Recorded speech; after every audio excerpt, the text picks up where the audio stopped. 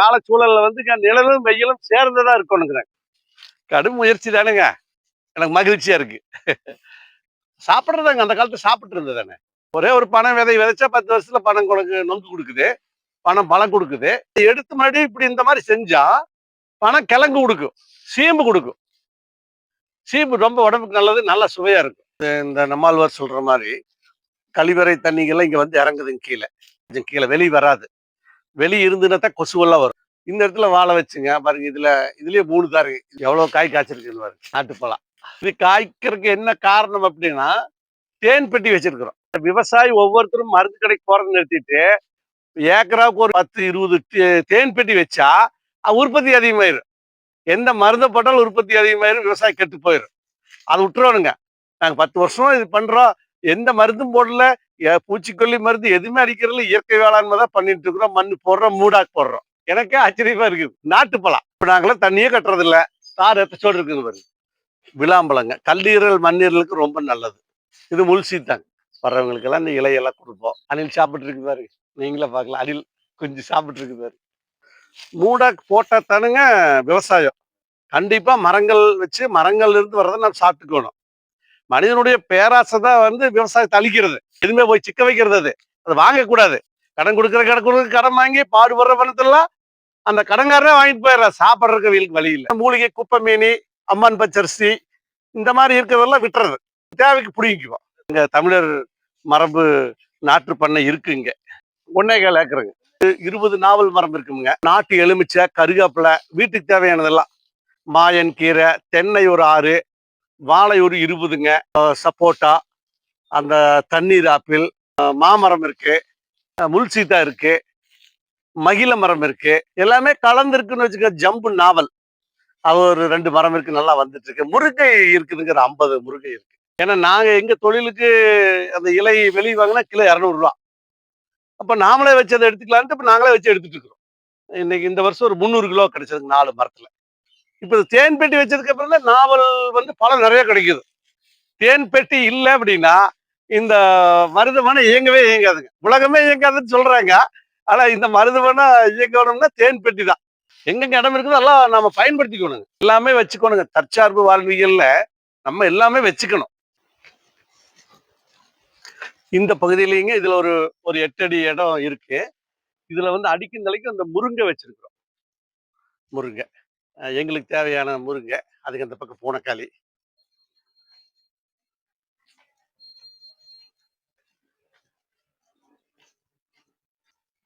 இதுதாங்க அந்த பூனைக்காளி. இது வந்து இந்த நரம்பு தளர்ச்சிக்கு ரொம்ப ஒரு தரமானதுன்னு வச்சுக்கோங்க. பூனைக்காளி. இது கொஞ்சம் நிறைய வச்சிருக்கிறோம். கம்பி வேலி நல்லா பாடுற மாதிரி. இது பந்தல் மாதிரியுமே போட்டுடலான்ட்டு ஏற்பாடு பண்ணிக்கிறேன்.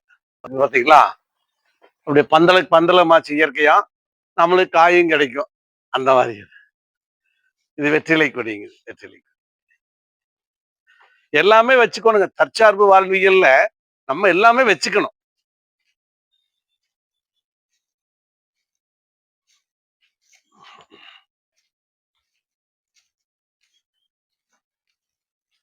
இதுல இது இந்த நம்மாழ்வார் சொல்ற மாதிரி கழிவறை தண்ணிகள்லாம் இங்க வந்து இறங்குதுங்க கீழ. இது ஸ்டோரேஜ் கீழே வெளிய வராது. வெளிய இருந்துன்னா தான் கொசுவெல்லாம் வரும். எங்க நிறுவனத்துல எல்லா தண்ணியுமே பூமியில இறக்கிடுவோம். சரிங்களா? அப்ப இந்த இடத்துல வாழ வச்சிருக்கிறோம்.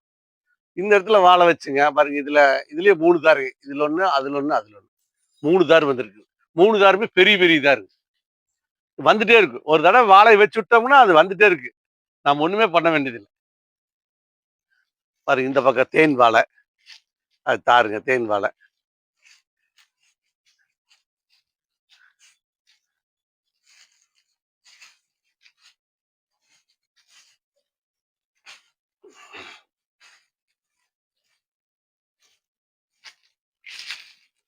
பாருங்க நாட்டுப்பழம்.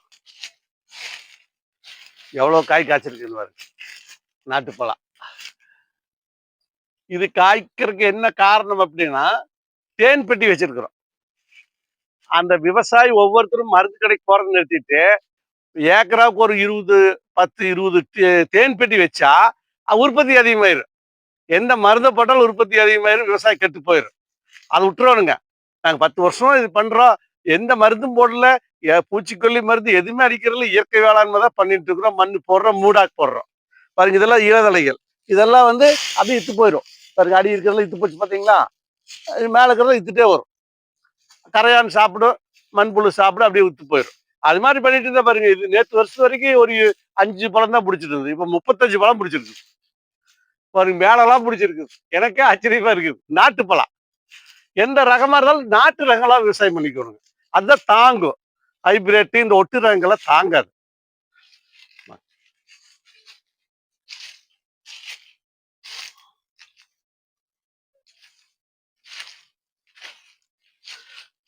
தண்ணியும் எப்படித்தானே குறைவான தண்ணி இருந்த போதுங்க. இப்ப நாங்களாம் தண்ணியே கட்டுறது இல்ல. தார் எத்தச்சோடு இருக்குது பாருங்க. அங்க ஒரு தாரு, இங்க ஒரு தாரு. இது வந்து பூவன். இது வந்து சப்போட்டாங்க.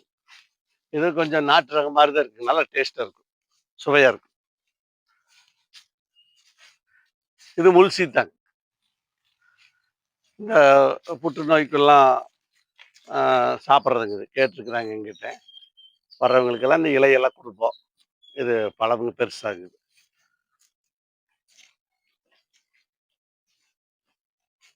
தேன் பெட்டி வச்சிருக்கு பார்த்தீங்களா? வாங்க உங்களுக்கு தேன் பெட்டி காட்டுறேன்.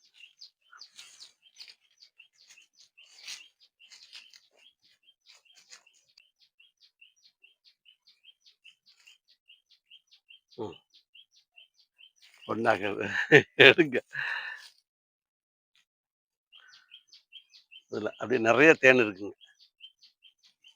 நாங்க அடிக்கடி வர்றதுனால எங்களுக்கு பழக்கம்ங்க. எங்களுடைய வேர்வை ஸ்மெல் அதாவது வாடை வந்து இதுக்கு தெரியும். அதனால இது எங்கள கடிக்காது. பழக்கமுங்க.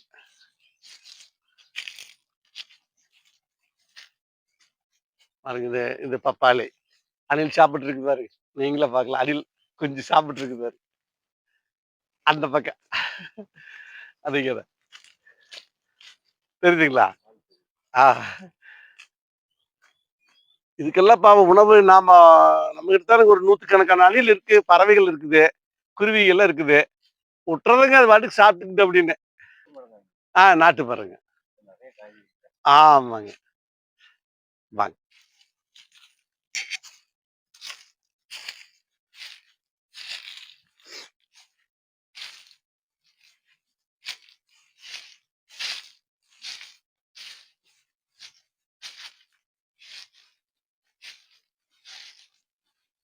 இந்த பக்கம் தென்னை இருக்குதுங்க.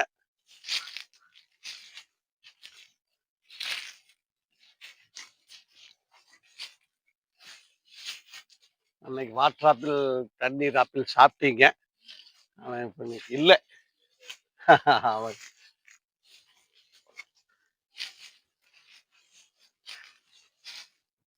இது நாட்டு சீத்தாப்பழங்க.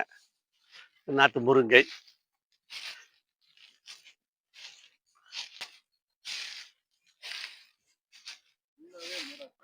மூடாக்கு போட்டா தானுங்க விவசாயம். கண்டிப்பா மரங்கள் வச்சு மரங்கள்ல இருந்து வர்றத நம்ம சாப்பிட்டுக்கணும். மனிதனுடைய பேராசை தான் வந்து விவசாயத்தை அழிக்கிறது. அரசாங்கம் எல்லாம் அழிக்கல. நாமளா தான் அழிச்சுக்கிறோம். நம்ம வந்து நல்லது செஞ்சு அரசாங்கம் வேண்டாம்னு சொல்லுதுங்களா? கேளுங்க. அது விவசாயிகளுக்கு புரியறது இல்ல. அப்புறம் கடன் குடுக்கறது. விவசாயிகளுக்கு தள்ளுபடி, வட்டியில்லா கடன் எதுவுமே போய் சிக்க வைக்கிறது அது. அத வாங்கக்கூடாது. எதுவுமே கடன் வாங்கக்கூடாது. இந்த மகளிர் சுய உதவிக்குழு.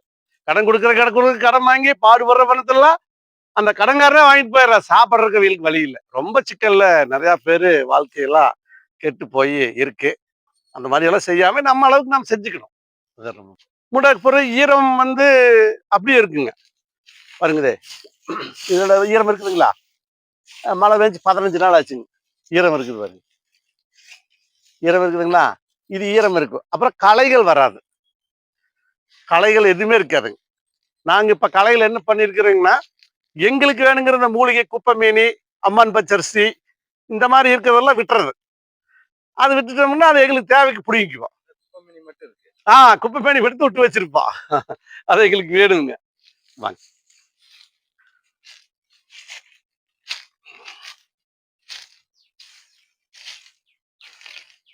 இந்த தேங்காய் வந்து மேல இருந்து உளுந்துருங்க. அதே உழுகுங்க.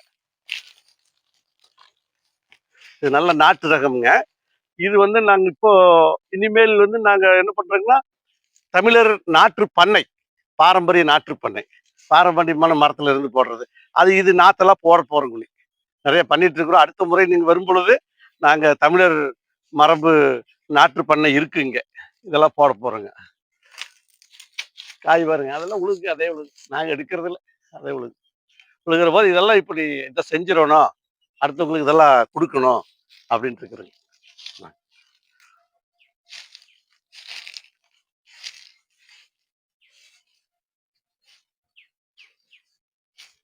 ஆமாங்க.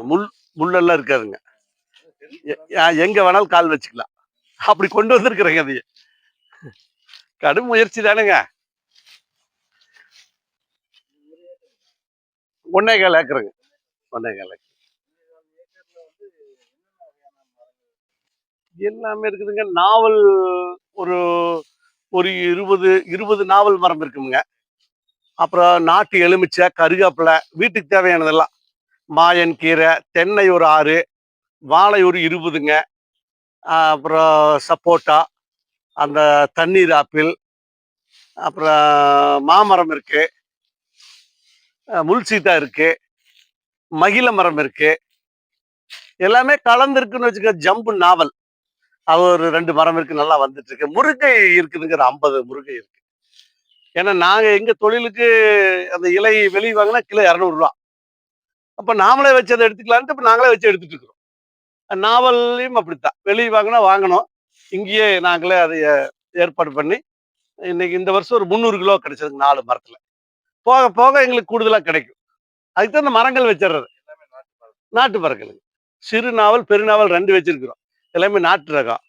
இப்ப தேன் பெட்டி வச்சதுக்கு அப்புறம் தான் நாவல் பழம் நிறைய கிடைக்குது. இல்லாட்டி பூக்கு காயே காய்க்காது. தேன் பெட்டி இல்ல அப்படின்னா, இந்த மருதமனை இயங்கவே இயங்காதுங்க. உலகமே இயங்காதுன்னு சொல்றாங்க.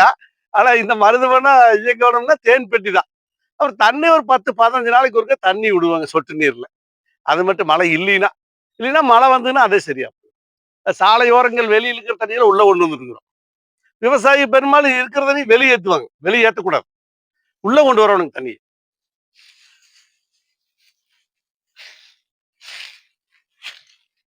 பாருங்க இந்த பக்கம் கொஞ்சம் இடம் இருந்தது. உடனே முருங்கை வச்சுட்டோம்.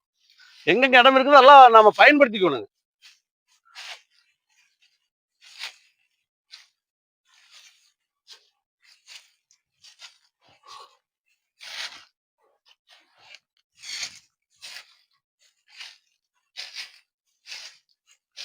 எல்லாம் குருவிகளை சாப்பிடுறது. சாப்பிட்டு இருக்குது பாருங்க. போட்டது எல்லாமே சாப்பிட்டுரும். ஒண்ணும் பாக்கி இருக்காது. மிச்சமாகறதெல்லாம் கொண்டு வந்து வச்சிருவோங்க. சாப்பிட்டுக்கும்.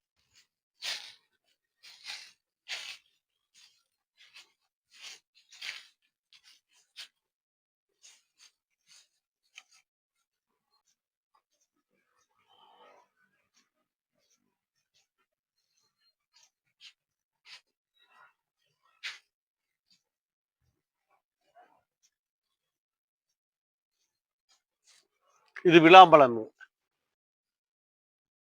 விளாம்பழங்க. கல்லீரல், மண்ணீரலுக்கு ரொம்ப நல்லது விளாம்பழம்.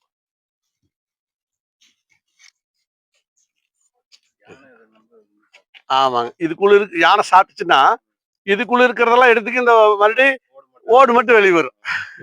அப்படி ஒரு தன்மை உண்டு இதுக்கு. ஆமாங்க, ஆமாங்க. இது இந்த எண்ணெய் குளியல், வாழை இலை குளியல். இங்க எண்ணெய் குளியல் பண்றதுங்க. எண்ணெய் எங்க ஊழியர் பணியாளர் ஒருத்தர் இருக்காரு. படுக்க வச்சு எண்ணெய் தேய்க்கிறதுங்க.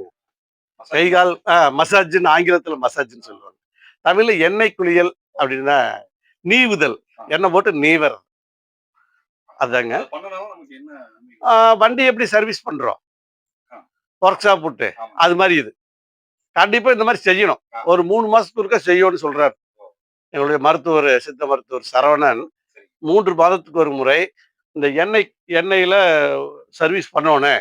என்ன போடணும் உடம்புக்கு அப்படின்னு சொல்றாரு. நான் ஏற்கனவே பண்ணிட்டேன். நீ ஒரு வாரத்துல நான் செய்வேன். ஒண்ணும் இல்லைங்க. ஒரு காலையிலேயே ஒரு 9 மணிக்கு வரணுங்க.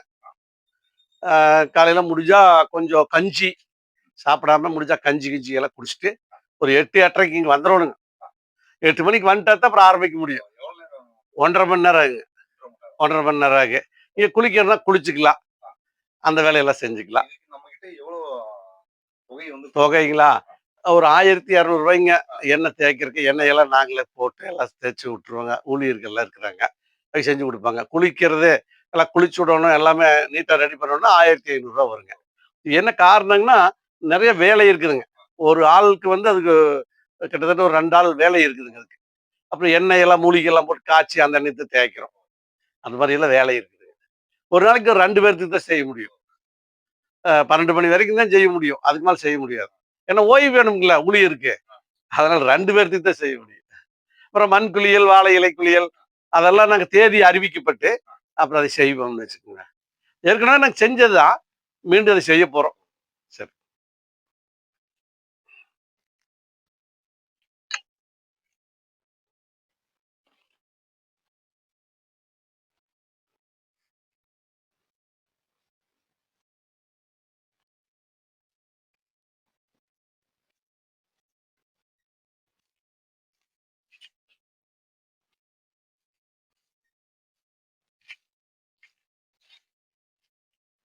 இங்க என்ன செஞ்சிருக்கிறோங்கன்னா, கொல்லிமலையில வரக்கூடிய அன்னாச்சி பழம் நாத்து இங்க 100 நட்டியிருக்கிறோம். 1 வாரம் ஆச்சுங்க. ஆனா அப்படியே உயிர் பிடிக்குது. சில நாற்றுக்கள் பூ பிடிக்குது. எல்லாமே ஒரு காலச்சூழல்ல வந்து நிழலும், வெயிலும் சேர்ந்ததா இருக்கணுங்கிறேன். அப்படி இருக்குது. அதனால இது இப்ப உசுரு பிடிச்சிருந்ததுக்கு அப்படியே வந்துட்டு வரக்க ஆரம்பிக்குது. எனக்கு மகிழ்ச்சியா இருக்கு. 100 நாத்து அன்னாச்சி பழம் நாத்து வச்சிருக்கு. ஆமா. ம்.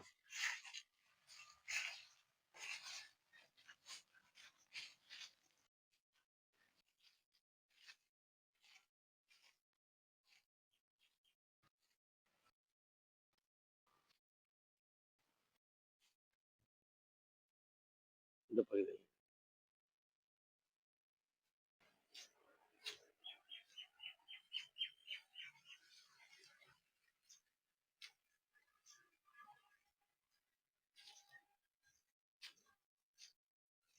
இங்க என்ன செஞ்சிருக்கிறாங்கன்னா, இந்த ஏரியில பனை விதைகள் கிழங்குக்காக நடவு பண்ணியிருக்கிறோம்.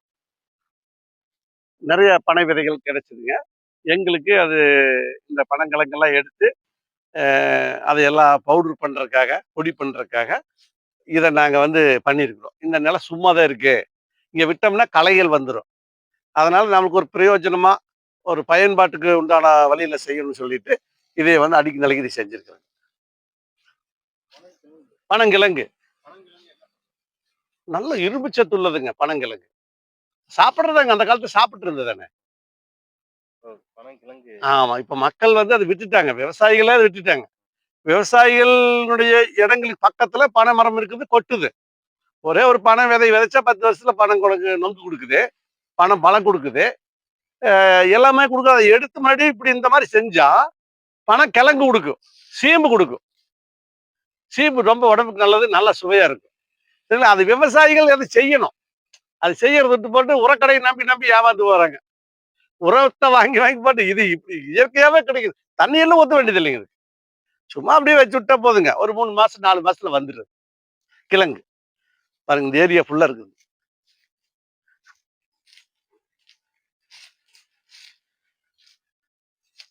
இது வரைக்கும் ஃபுல்லா. மேல வந்து பூனக்காளி. கம்பி வெளியில பூனக்காளி. இங்க வந்து பனங்கிழங்கு பதிப்பு.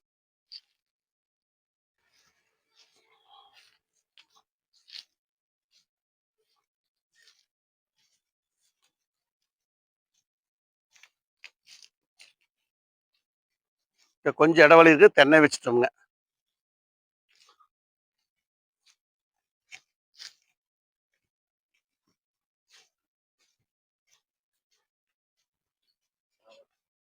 ஆமாங்க. இதுல ஒரு 200 கிலோ கிடைச்சதுங்க. நல்ல பெரிய நாவலுங்க. நாட்டு நாவல் தான். 200 கிலோ கிடைச்சதுன்னு வச்சுக்கங்களேன். இது இன்னி அடுத்து வருங்க இனி. இப்பதான் முடிஞ்சதுங்க. இப்பதான் முடிஞ்சது. இந்த மரம் வந்து சிறு நாவலுங்க. குட்டையான மரத்திலேயே நாவல் பழம் புடிச்சிட்டு பொறிச்சுக்கலாம். ஈஸியா போய் ஏரிக்கலாம் பொறிச்சுக்கலாம். நம்ம ஏரியாவுக்கு உண்டானது. இதுல தான் வந்து நாங்க நாட்டு உற்பத்தி பண்ணிட்டு இருக்கோம்.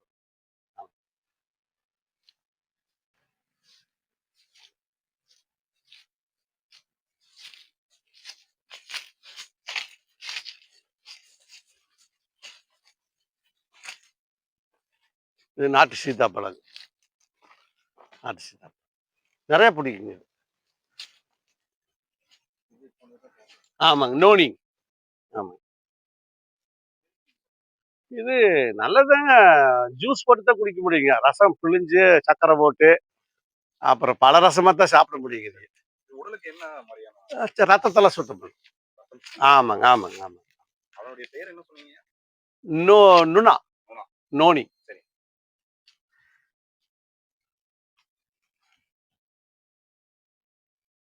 இது ஃபுல்லா ஆயிடுதுங்க. வேணாங்க. அதனால எடுக்க முடியாது. அதான் பூச்சி வெளிய வந்திருக்கு பார்த்தீங்களா? ஆமாங்க. இப்ப தேன் வந்து நீங்க எடுத்துருவீங்களாயா? ஒருத்தர் வருவாருங்க. என்னுடைய நண்பர் வருவாருங்க. இதுங்க பள்ளிக்கூடங்க. பள்ளிக்கூட மாணவர்கள் வந்து பாடம் நடத்துறது. இது ஏற்பாடு பண்ணணுங்க. இப்ப தற்காலிகமா நிறுத்தி வச்சிருக்கிறோம். இனி மறுபடியும் வருவாங்கங்க. கோடை காலத்துல. எல்லாமே கொஞ்சம் ஏற்பாடு பண்ணணுங்க. மாட்டு வண்டி, மக்கள் கண்காட்சிக்கு.